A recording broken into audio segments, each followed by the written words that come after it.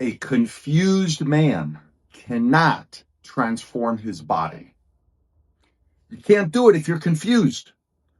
So, one of the things I've learned with training men over 40 for the last few years is that with clarity, when you remove the confusion, then things can really happen. And I have 4 C's that I'm going to talk about today that if you follow these 4 C's, you will really have success. And the first one starts with clarity.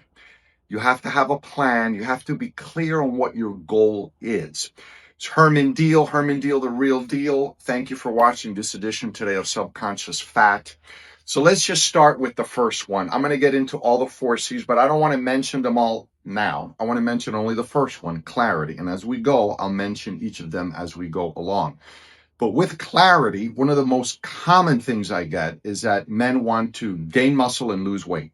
Like if you can do both at the same time, which you can to a certain degree. However, you get better results if you focus on one over the other.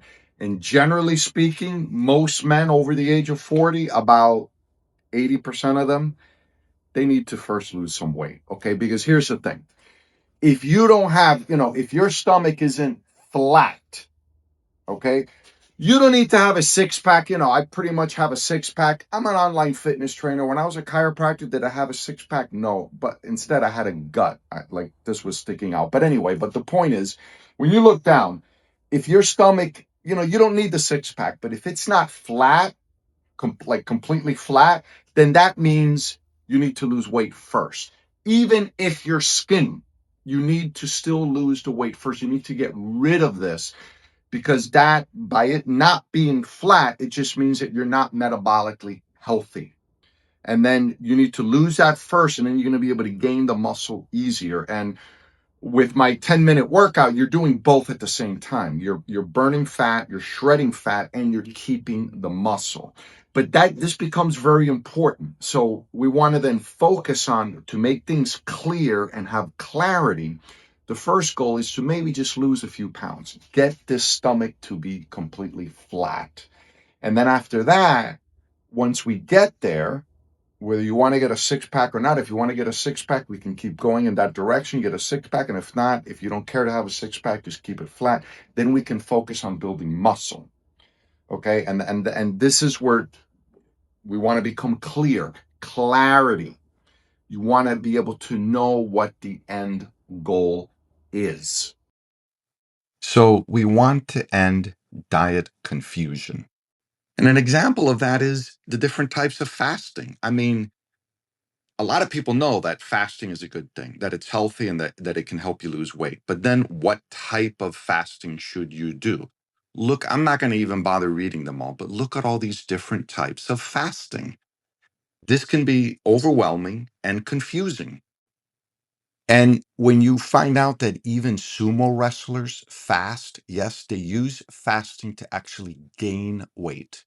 So if you do fasting the wrong way, it could end up firing on you. You could end up gaining weight. So keep in mind, confusion burns willpower. So we got to have clarity.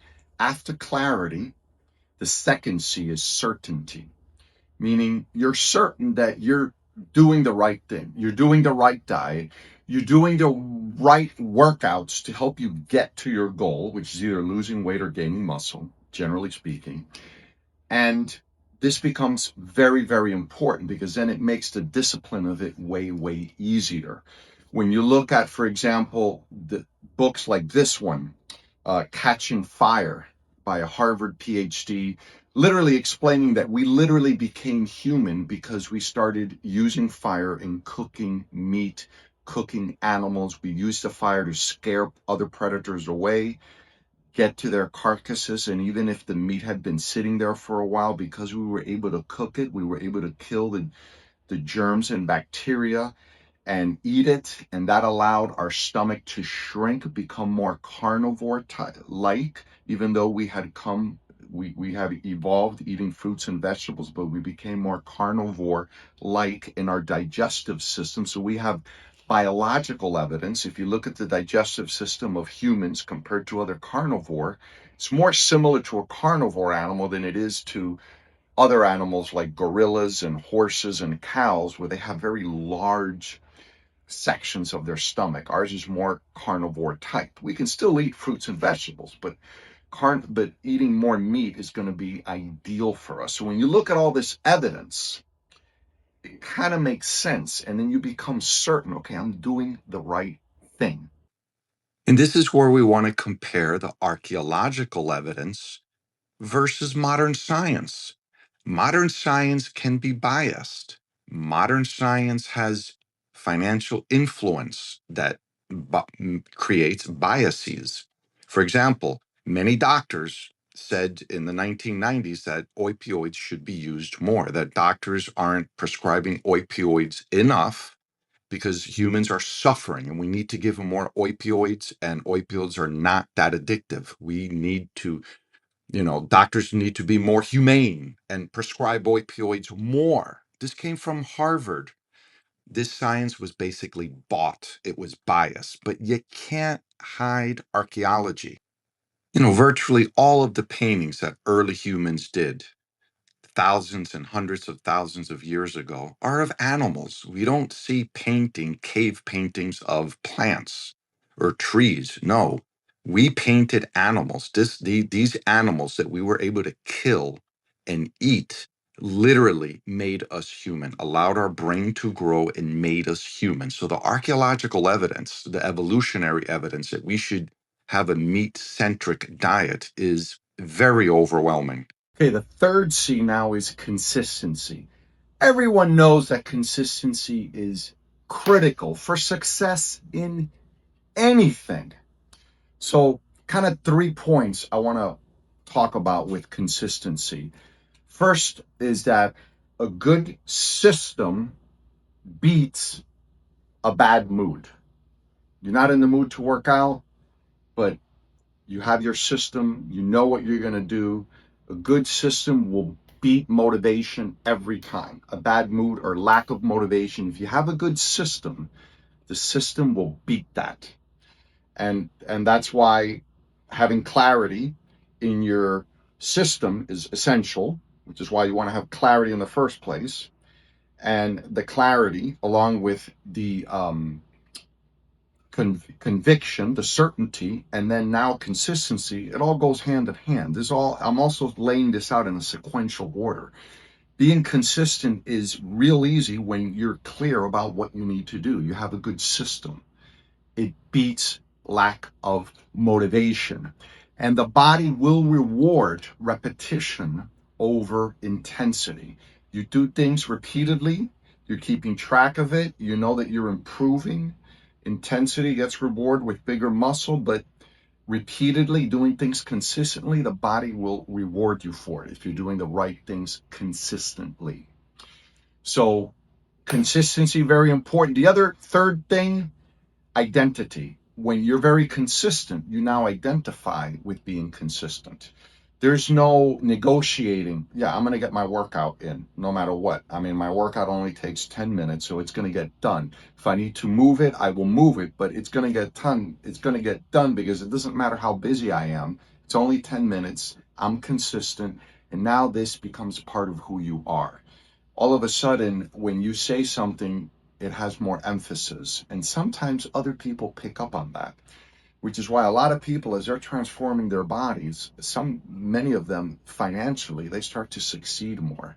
People just start viewing them more successful. They become more confident because when you're consistent with yourself, you become more consistent with others around you. And that helps boost business and your life in general and your personal relationships. When you say something, they know you mean it and they know you can be trusted because you're consistent with trusting yourself and doing what you need to do.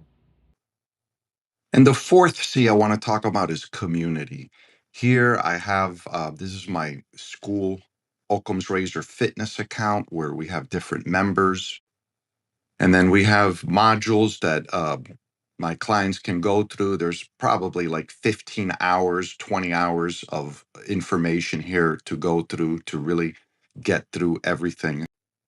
And then every Monday night, we have at 8 p.m., we have where we get together, like on a Zoom call within the school system, and we all get to talk, and different guys get to talk how they handled fasting. For example, a lot of men, some men do better when they have a very busy day and they don't have to think about eating. And even though they have a lot to do, that makes the fasting easier for them.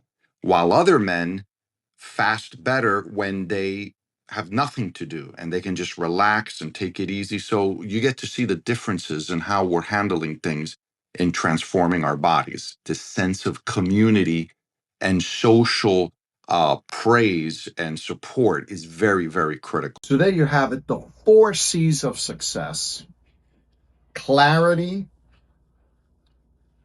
certainty, consistency, and community.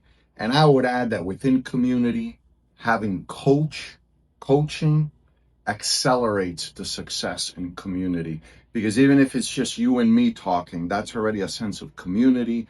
I'm coaching you, I'm helping you get through things, I'm helping you transform your body. And I help with everything because, I'm going to remind you of how important it is to be certain. I'm going to send you videos and give you information and remind you of the archaeological evidence that we have that, hey, you want to be on a meat-centric, keto, carnivore-ish diet. And that's the beauty of this. You don't have to be super strict. You don't have to be 100% carnivore. It's not based on religion, that you avoid this or avoid that. It's all based on science, common sense, scientific, and archaeological evidence. So those are the 4 C's to help you succeed, to transform your body. Keep them in mind, practice them, and if you want guidance, let me know. We can set up a consultation, a free fitness consultation, and I can just show you what I'm doing and just to give you a few ideas. And if you want my help, great. If you don't, that's okay too. Thank you for watching this edition of Subconscious Fat. I'll be back Monday with another video, and then Thursday again with Mr. Skeptical. Bye.